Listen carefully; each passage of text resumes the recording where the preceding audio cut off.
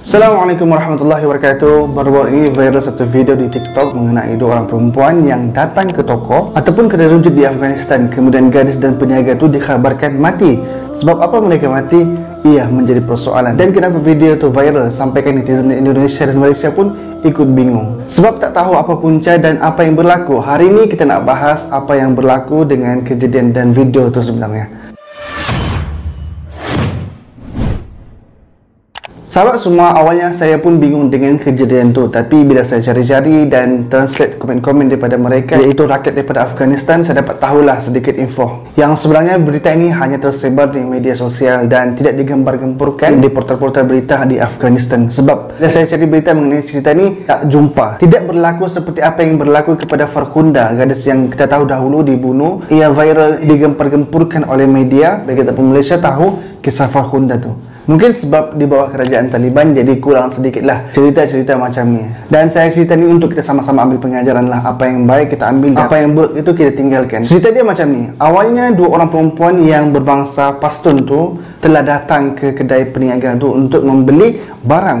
Untuk pengetahuan semua, Afghanistan ni banyak suku kaum, jadi kaum terbesar ialah Pashtun dengan populasi 42% di Afghanistan. Kerana mereka adalah suku kaum yang terbesar di Afghanistan. Kemudian diikuti dengan suku Tajik, Hazara, Uzbek dan lain-lain lagi. Dan yang viral ni adalah daripada suku kaum Pashtun. Dua orang gadis ni yang masih muda lagi, kira masih muda lagi lah, tak berapa matang. Bila mereka datang ke kedai yang jual pakaian, perhiasan dan sebagainya, tetapi dua orang perempuan ni kemungkinan tidak berduit. Jadi ada tawar-menawar lah di antara peniaga tu dengan perempuan tadi. Dua orang perempuan tadi, sama ada daripada peniaga tu ataupun perempuan tu. Tapi saya rasa peniaga tu lah yang tawarkan, sebab dia dah siap-siap pasang kamera untuk rekod kejadian tu. Dan saya baca lagi, sebenarnya bukan hanya dua orang perempuan tu sahaja yang melakukan perkara tu ataupun maksiat tu bersama dengan peniaga tu, tetapi lebih kurang 40 orang dah perempuan yang datang ke kedai tu untuk dapat barang free dan melakukan maksiat tu. Bila tawar-menawar jadi, setelah customer lain dah keluar, mereka pun melakukanlah maksiat. Laki tadi tu cuba mencabul perempuan tu dan seorang kawan dia cover line lah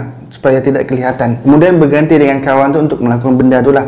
Na'udzubillah. Sehingga budak-budak kat luar pun hairanlah dengan kelakuan perempuan tu dengan peniaga tu. Mereka bukan berdua-duaan tetapi bertiga, sebab mereka tahu Afghanistan di bawah pemerintahan Taliban sangatlah ketat. Tidak boleh berdua-duaan di antara lelaki dan perempuan. Jadi mereka bertiga. Jadi setelah selesai apa yang mereka buat, lelaki itu pun bagilah beberapa helai pakaian dan perhiasan yang perempuan tu nak. Apa yang berlaku selepas itu adalah lelaki tu pergi bagi tahu, bagi nampak dengan kawan dia dan pergi upload dekat media sosial. Kemudian video tu viral dekat TikTok sehinggalah ibu ayah perempuan tu tahu dan sangat-sangatlah malu dan tidak sangka anak perempuan yang mereka jaga selama ini, anak perempuan yang mereka bela selama ini buat benda yang tidak baik, buat maksiat. Dan bila dah viral tu, ibu ayah pun dah sedih, dah kecewa dengan anak perempuan mereka. Dan apa yang saya baca, perempuan tu ditembak sampai mati sama ada oleh ayahnya ataupun abang perempuan tu. Dengan kematian perempuan tu, maka makin viral lah video tu, makin viral lah kejadian tu. Dan untuk peniaga kedai tu, ada yang cakap kena tangkap dan ada yang cakap kena bunuh. Dan kisah ni kita baca hanya daripada penduduk Afghanistan sahaja yang mereka tahu cerita ni. Wallahualam. Selebihnya kita tidak tahu. Untuk pengetahuan semua, Afghanistan kini mempromosikan syariat untuk bertudung dengan memasang poster, banner di kedai, di kawasan umum hampir di seluruh kota Kandahar di Afghanistan. Sebab kerajaan Afghan di bawah Ashraf Ghani tidak menitik beratkan soal aurat. Dan dalam poster tu mengatakan Muslimah yang tidak menutup aurat sama seperti haiwan ataupun binatang lah.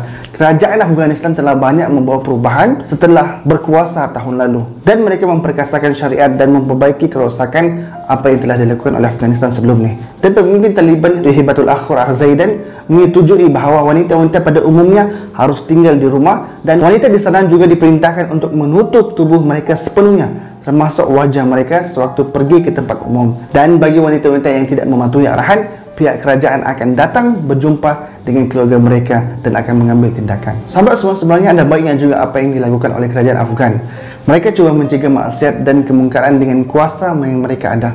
Dan kita berbalik kepada cerita tadi mengenai zina tadi itu. Sebenarnya apakah hukuman kepada orang yang melakukan zina? Dan dalam Islam adanya hukuman hudud. Dan bagi penzina ada dua jenis. Satu mushan yang sudah berkahwin dan satu bukan mushan yang belum berkahwin. Jika mushan yang sudah berkahwin itu melakukan zina dengan cukup syarat, iaitu baligh, berakal dan telah nikah dan bersama dengan pasangan, maka hukumannya adalah direjam, iaitu dihumban, dilempar dengan batu sampai mati. Sebagaimana yang diriwayatkan oleh Sayyidina Umar. Dan sekiranya seseorang berzina dan dia bukan muhsan, iaitu dia akan dihukum dengan 100 kali sebatan dan dibuang negeri selama setahun.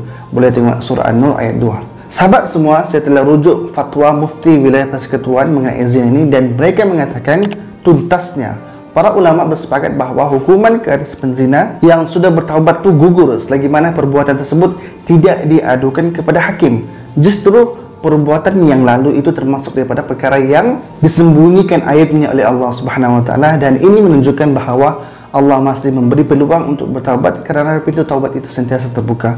Maka hendaklah pelakunya itu segera bertaubat kepada Allah dengan sebenar-benar taubat dan berjanji tidak akan mengulangi kesilapan dosa tersebut lagi. Sebagaimana sabda Nabi sallallahu alaihi wasallam, kullu ummati mu'afa illa al-muhajirin. Ia bermaksud setiap daripada umatku diampunkan dosanya melainkan golongan muhajirin, iaitu orang yang mendedahkan dosanya. Riwayat Al-Bukhari. Jadi cukup sekali itu sahaja, kita sama-sama kita ambil pengajaran, sama-sama kita ambil manfaat. Jika video ini bermanfaat, jangan lupa untuk subscribe dan share. Assalamualaikum warahmatullahi wabarakatuh.